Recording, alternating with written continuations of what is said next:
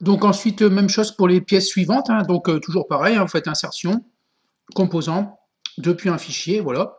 Donc vous, normalement, vous devriez retomber dans le bon dossier, hein, le dossier locomotive.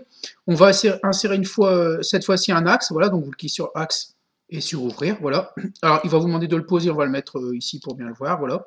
Donc voilà, alors cet axe-là, le but, ça serait de le mettre en fait, alors je vais cliquer sur déplacer, voilà, déplacer. Le but, ça serait de le mettre ici, dans le trou qu'il y a ici, hein, voilà. Donc vous voyez, on peut pas le faire à la main, donc c'est pour ça qu'on met des contraintes d'assemblage, hein, voilà. Donc on va le mettre un petit peu ici. On va faire un zoom plus, voilà. Voilà. Alors même chose que tout à l'heure, hein.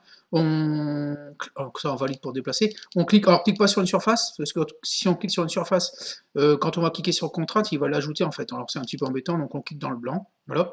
On clique sur contrainte, voilà. Donc là il n'y a rien, c'est nickel.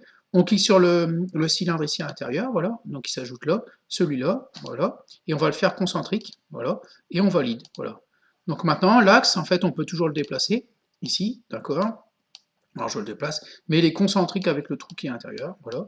Donc on va laisser un petit peu comme ça, on va le faire un petit peu rentrer, voilà. Donc normalement, on va aller voir, mais il doit dépasser de l'autre côté, voilà. Ouais, très bien, voilà.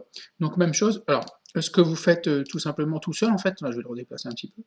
Alors ce que vous faites euh, tout seul ensuite après, c'est d'insérer, en fait, donc je vais faire zoom au mieux, voilà, c'est d'insérer le deuxième axe ici, dans le trou, voilà. Donc là vous débrouillez tout seul, hein, donc vous l'insérez, toujours pareil dans l'insertion, insertion composant depuis un fichier, voilà, et vous l'assemblez, c'est avec une contrainte de concentricité ici, voilà.